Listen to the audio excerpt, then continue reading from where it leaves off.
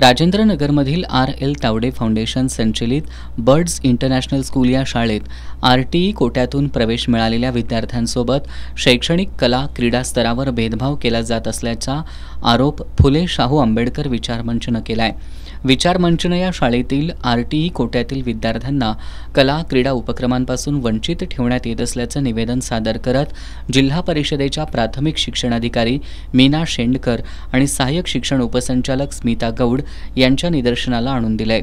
याबाबत शाळा व्यवस्थापनावर कारवाई करावी, अन्यथा तीव्र लढा उभारू असा इशारा मंचच्या पदाधिकाऱ्यांसह पालकांनी दिलाय। च्या माध्यमातून प्रवेश घेतलेल्या विद्यार्थ्यांना शालेय प्राध्यापकांकडून प्रिन्सिपलकडून दुय्यम दर्जाची वागणूक दिली जात आहे। आधुनिक अस्पृश्यता जी म्हणतो ती शाहूंच्या करवीर नगरीमध्ये कुठेतरी बघायला मिळत आहे आणि त्या मॅडमांचं असं सांगणं आहे, शासन आम्हाला जितकं मानधन देतं RTEचं तेवढ्या पद्धतीचंच आम्ही शिक्षण दिलं जाऊ, अदर ॲक्टिव्हिटीज आमच्याकडून दिली जाणार नाही। अदर ॲक्टिव्हिटीज जर तुम्हाला पाहिजे असेल स्पोर्टमधील कला क्षेत्रातील तर त्यासाठी तुम्हाला फी भरावी लागेल आणि तसं नाही झालं तर आम्ही त्या मुलांना बाजूला बसवू।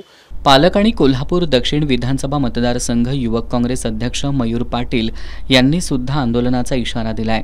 एक विद्यार्थ्यांना की वेगळ्या भेदभाव की स्पोर्ट्सच्या ठिकाणी किंवा अन्य ठिकाणी त्यांना वेगळ्या पद्धतीने ट्रीट केलं जातं। त्यामुळं आज आम्ही जे या ठिकाणी सर्वपक्षीय आमचे सर्व RPI असू दे युवक काँग्रेस असू दे आम्ही आमच्या माध्यमातून आज जिल्हाधिकारी शिक्षणाधिकारी साहेबांना आम्ही आज निवेदन दिलेलं आहे। पण ह्याच्यावर आता जर नाही झालं तर 8 दिवसात आम्ही चांगल्या मोठ्या पद्धतीनं आम्ही आंदोलन करणार आहोत। यावेळी सुखदेव बुद्ध्याळकर, पंकज आठवले, रवींद्र कांबळे, अमर शिंदे, ओम कांबळे, पालक सुरेश आठवले, गौतम शिवशरण, अमर बुद्ध्याळकर, राजू शिंदे, मसाण्णा कांबळे आदी उपस्थित होते। दरम्यान या संदर्भात शाळेशी संपर्क साधला असता शाळेच्या प्राचार्या उर्मिला शिंदे यांनी विचारमंच आणि पालकांच्या आरोपांचं खंडन केलंय। विरुद्ध काही पालकांनी शिक्षण अधिकाऱ्यांकडे तक्रार केली।